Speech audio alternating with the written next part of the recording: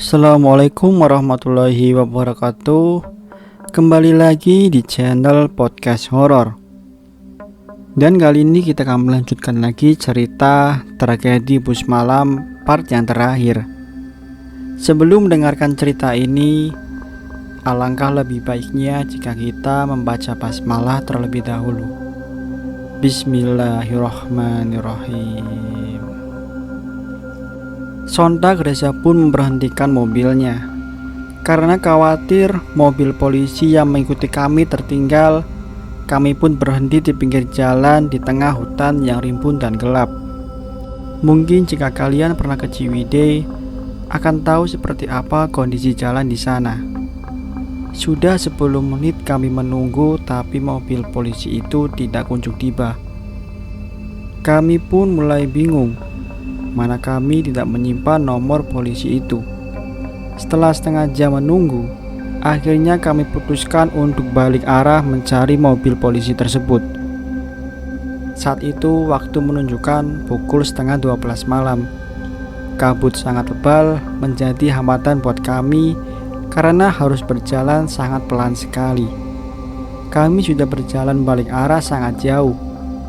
Sampai akhirnya kami tiba di kota Soreang. Kami mencoba berputar-putar mencari, tapi tidak ada hasilnya. Setelah lama berputar-putar, akhirnya kami memutuskan untuk melanjutkan perjalanan. Karena melihat waktu sudah larut malam juga, saat itu sudah pukul 1 malam. Dan kami kembali memutar arah menuju Rumah Sari. Jalan yang berliku, berkabut, dan sedikit gerimis membuat suasana menjadi mencekam malam itu.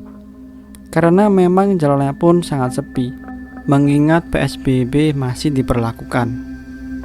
Ketika di jalan, kami sedang asik mengobrol. Tiba-tiba terdengar suara wanita, dan sumber suara itu tepat sekali ada di jok belakang mobil kami. Kami pun saling tatap menatap tanpa bicara. Tidak ada yang berani melihat ke belakang atau melihat dari spion dalam. Lalu aku pun menundukkan kepala sambil berkata, "Sari, sudah, jangan ganggu. Kita mau mengantarkan kamu ke keluargamu. Tolong kamu jangan mengganggu." Lalu tiba-tiba terdengar suara tangisan terisak-isak di kursi belakang sambil berkata, "Sampurnakan orang," atau artinya sempurnakan saya. Kata-kata itu terus diulang oleh Sari. Lalu tiba-tiba Sari tertawa sambil berkata, "Baturan orang di alam orang, temani aku di alamku." Kami yang kaget mendengar perkataan itu hanya bisa membaca doa dengan sekencang-kencangnya. Dan untungnya suara itu pun hilang. Tiba-tiba Reza menghentikan mobilnya dengan mendadak. "Kenapa, Zak? Kayaknya aku gak sanggup lagi lanjut perjalanan ini." Dengan wajah yang pucat. "Memangnya kenapa, Zak?" "Jelas sekali tadi ada yang berbisik di telingaku." "Berbisik gimana, Zak?" "Orang minta nyawa maneh," atau artinya saya minta nyawamu. Aku syok mendengar ucapan Reza. Aku hanya bisa menenangkannya dan menyuruhnya untuk berdoa. Aku teringat ucapan Bapak Gojek yang ada di pangkalan itu, bahwa tidak ada makhluk halus yang bisa melukai kita, tapi kita bisa celaka karena panik melihatnya.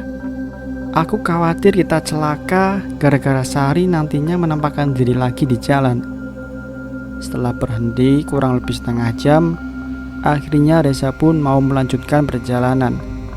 Di sepanjang jalan kami memutar lantunan ayat suci. Ketika kami hampir sampai di depan daerahnya, tiba-tiba Reza memperhentikan mobilnya dengan tertunduk terdiam. Aku mencoba menepuk-nepuk tangannya. "Zak, Zak, kenapa, Zak?" Tetap Reza hanya tertunduk dan terpejam matanya. Lalu dengan perlahan wajah Reza bergerak menatapku dengan mata yang melotot sambil menyeringai, seakan-akan dia mau menerkamku. Sontak aku pun mundur ke arah pintu sambil berteriak, "Zak, istighfar, Zak." Reza lalu memainkan rambutnya seakan-akan rambut dia panjang, padahal rambut dia itu pendek, sambil bernyanyi Sunda layaknya sinden. Sontak aku pun membuka pintu mobil dan lari terpincang-pincang keluar sambil berteriak minta tolong. Di situ keadaan sangat sepi sekali, tidak terlihat satupun orang. Aku terus berlari untuk meminta bantuan warga setempat.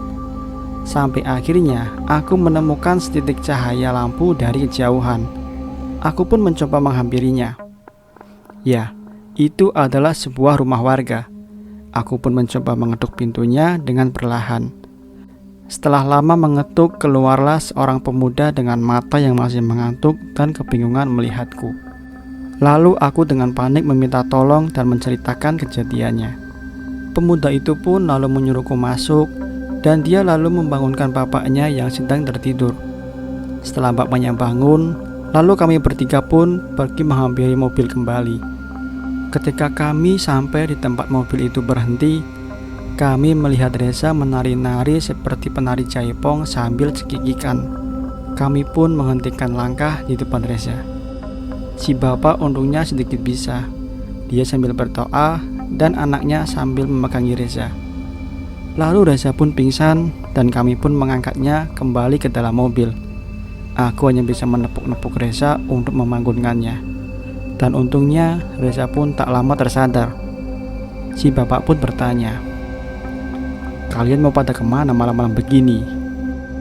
"Kami mau menemui keluarga, Pak, di salah satu daerah di sini, Pak." "Keluarga siapa kalau boleh tahu?" "Saya tidak tahu nama keluarganya, Pak, tapi saya tahu anaknya." "Siapa nama anaknya?" "Nama anaknya Sari, Pak." Si bapak pun mengerutkan dahinya sambil berkata, "Sari yang mana ya? Perasaan gak ada yang namanya Sari." Aku pun lalu menceritakan seluruh kejadiannya.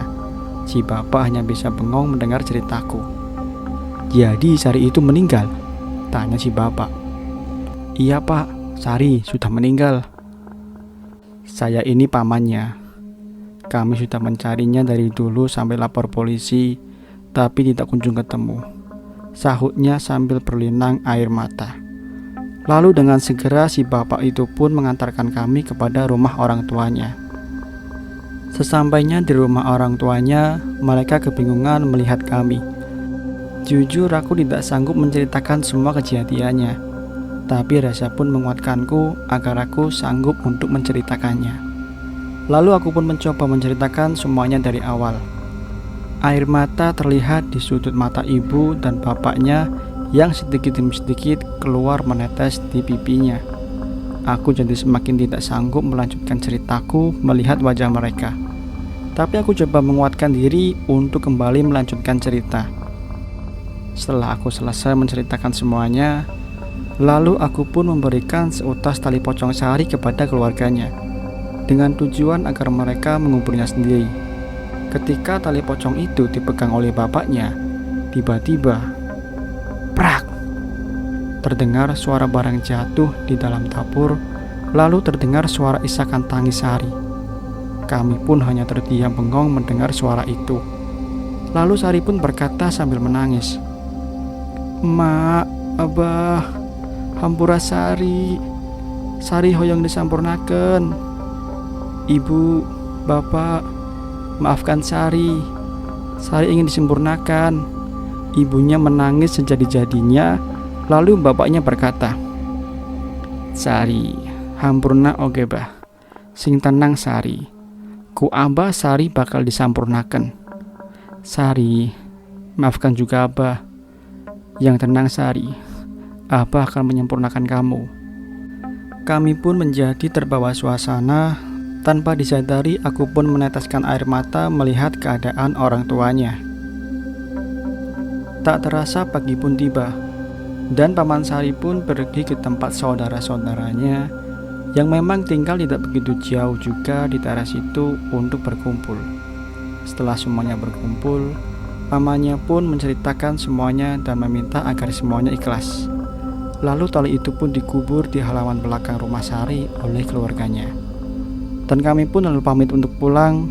Sesampainya di rumah, keluargaku sudah berkumpul bersama bapak polisi yang kemarin mengikutiku.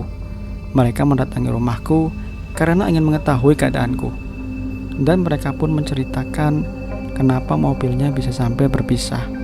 yaitu karena mereka melihat sosok Sari di jalan sedang berlari meminta tolong. Lalu polisi itu pun mengejarnya dan mengikutinya.